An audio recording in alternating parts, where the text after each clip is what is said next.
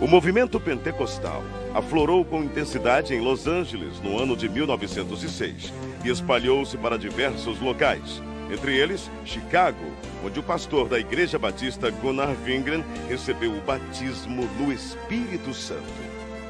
Numa convenção batista, Gunnar Wingren conheceu o jovem Daniel Berg, que também fora batizado. Ambos eram suecos e se tornaram grandes amigos.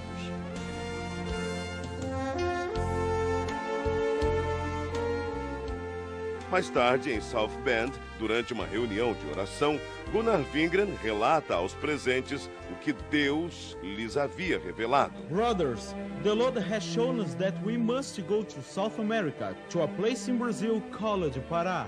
Neste porto, em 19 de novembro de 1910, o pastor Gunnar Wingren e o irmão Daniel Berg desembarcaram em terras brasileiras, como nos conta o presbítero Pedro Silva. Conforme a história dos antepassados, porque eu não assisti, que não era nascido nesta época. Mas meus pais foram os primeiros crentes da Assembleia de Deus no Brasil. E eles conversavam em casa, contavam tudo direitinho. O navio atracou na escadinha no cais do porto. E eles saíram do navio com as suas maletas na mão. E sem destino, porque não conhecia nada e tampouco não conhecia a língua. Saíram em direção da Avenida Presidente Vargas. Ao chegar na Praça da República, sentaram em uns bancos de mármore que tinha lá naquela época, e ali ficaram pensando e orando em espírito para Deus enviá-lo o que eles poderiam fazer. Sem rumo, sem economias, numa terra de um povo completamente desconhecido. Esta era a situação de nossos missionários. O futuro era uma incógnita. A única coisa de que tinham certeza era que o Espírito Santo de Deus estava com eles.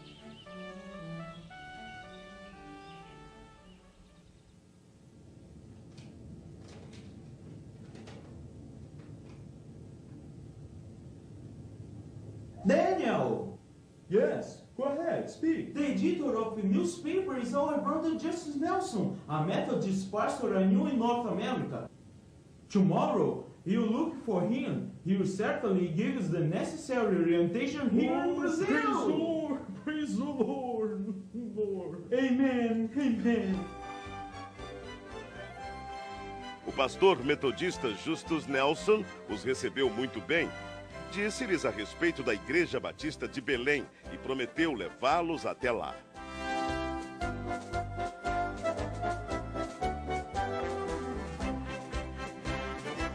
Na pequena Igreja Batista, os missionários conhecem o irmão Raimundo Nobre, líder do trabalho batista no Pará, que ofereceu-lhes abrigo nas dependências da igreja.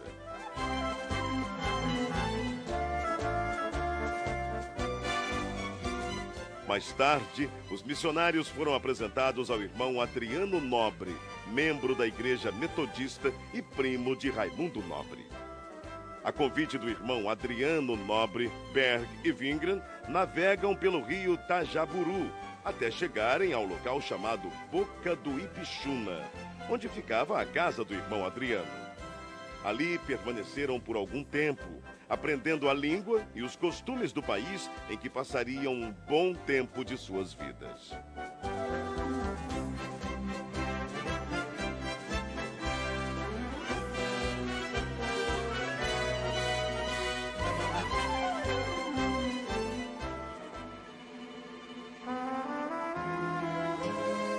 De volta à Igreja Batista, não cessavam de orar dia e noite, avivados pelo Espírito Santo.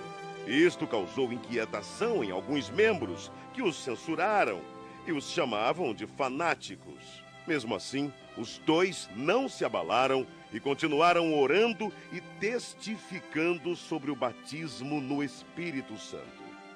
Em 2 de junho de 1911, o Senhor batizou a primeira brasileira a crer nas promessas de Atos 2:39.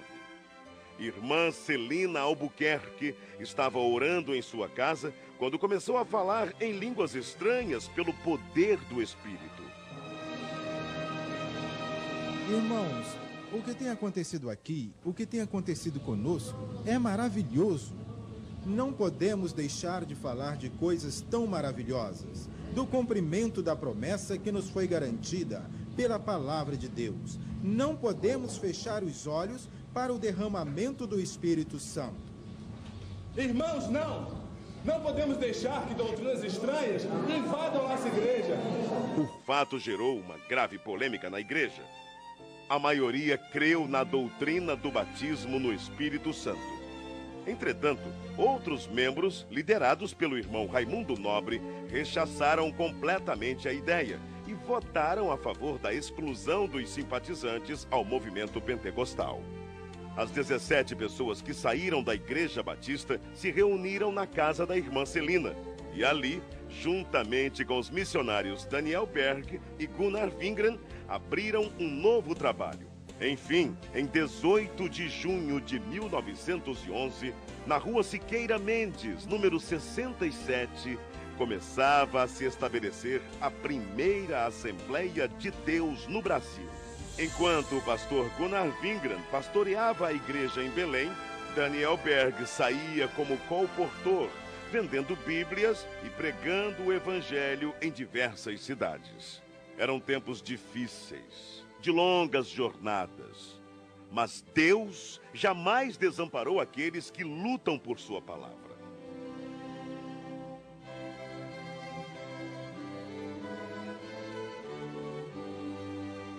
O desafio era muito grande, mas a obra de Deus crescia cada vez mais. Absalão Piano, pastor pentecostal brasileiro, ordenado por Gunnar Wingren em 1913, em Rio Preto, Tajaburu do Norte. Depois dele vieram Crispiano de Melo e Adriano Nobre. Neste mesmo ano, o pastor Gunnar Wingren deu início ao trabalho missionário brasileiro, enviando para Portugal o irmão José Plácido da Costa e família. Em maio de 1913, o trabalho foi estabelecido e os portugueses passaram a conhecer a mensagem pentecostal. Mais tarde, o irmão José Matos se juntou ao trabalho. 1914. Estoura a Primeira Guerra Mundial. Em 25 de outubro deste mesmo ano, chega ao Brasil mais um missionário sueco, Otto Nelson e sua esposa Adina Nelson. No ano seguinte, foi a vez do missionário Samuel Nestran e sua esposa Lena Nestran. Alguns anos mais tarde, em 1917, foi fundado o primeiro jornal pentecostal, A Voz da Verdade. Esse jornal circulou por apenas 3 meses, mas os irmãos da Assembleia de Deus em Belém reconheceram que era necessário divulgar as bênçãos de Deus para todo o povo e, para isso, lançaram mão de um novo jornal, A Boa Semente, cujo primeiro número circulou em janeiro de 1919. Estava lançada A Boa Semente da Literatura. Em 1921, chega ao Brasil Niels Nelson, um jovem de apenas 26 anos. Impulsionado por Deus, veio somar esforços à evangelização. Nessa época surge o primeiro inário da Assembleia de Deus, o Cantor Pentecostal, com 44 hinos e 10 corinhos. No ano seguinte, foi criada em Recife a Harpa Cristã. A igreja crescia e já se espalhava por vários pontos do país com o apoio de homens de Deus como Eurico Bergsten, Bruno Skolimowski, Gustavo Nordlund, Joel Carlson, José Menezes, Niels Karstberg, Cícero Canuto de Lima, Paulo Leivas Macalão e Francisco Gonzaga, que, inspirados pelo Espírito Santo, dedicaram suas vidas desbravando os caminhos da fé, abrindo pontos de pregações em diversas regiões do país e contribuindo para que a Igreja de Deus crescesse cada vez mais. Para recordação e agradecimento a Deus pelo que Deus tem feito através de homens que em si nada eram, mas que eram cheios do fogo do Espírito Santo e que trouxeram uma mensagem poderosa. E as portas do inferno não têm podido prevalecer até o dia de hoje. Mas, graças a Deus, esta obra permanecerá maravilhosamente até o dia da vinda do Senhor. Era preciso ampliar o trabalho de evangelização por meio da palavra impressa. Para isso, em 1923, o irmão Samuel Nestran se empenhou em adquirir máquinas para a impressão do jornal Boa Semente, folhetos e livros. Reconhecendo o valor da literatura cristã, o pastor Gunnar Wingren e seus auxiliares resolveram fundar um jornal evangélico na capital federal, o qual denominaram Som Alegre. Em 1930, foi realizado em Natal, Rio Grande do Norte, a primeira Convenção Geral das Assembleias de Deus. Com pesar, a igreja se despediu do pastor José Felinto, recolhido à glória durante a convenção. Na mesma Assembleia foi decidido que os trabalhos do Brasil passariam a ser dirigidos pelos obreiros nacionais, com apoio dos missionários. Também foi decidido que os jornais Boa Semente e o Som Alegre se uniriam num só, formando um novo jornal que se tornou um órgão oficial das Assembleias de Deus do Brasil, o nosso Mensageiro da Paz. Durante a ditadura de Getúlio Vargas, foi criado um órgão controlador da imprensa, o Departamento Imprensa Propaganda. E todos os jornais deveriam ser registrados. O governo exigia que somente entidades jurídicas ou pessoas físicas, com os devidos títulos de propriedade, poderiam publicar jornais. Foi então que, para atender à imposição do governo, foi criada em março de 1940 a Casa Publicadora das Assembleias de Deus.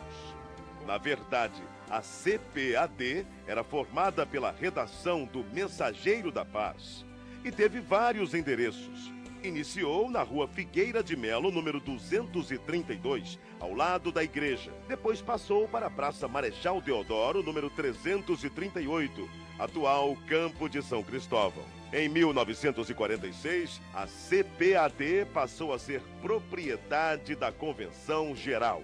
Nessa época, deu-se início a uma campanha para a aquisição de uma propriedade onde funcionaria a gráfica do Mensageiro da Paz, que até então era editada em gráfica particular. Após vários meses, finalmente era lançada a pedra fundamental, a Rua Olindo de Melo, número 581, atual São Luís Gonzaga, 1951.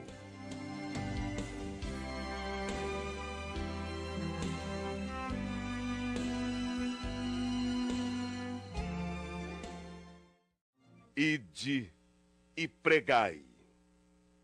É preciso ultrapassar fronteiras e chegar até os confins da terra, anunciando que Jesus Cristo é o Senhor.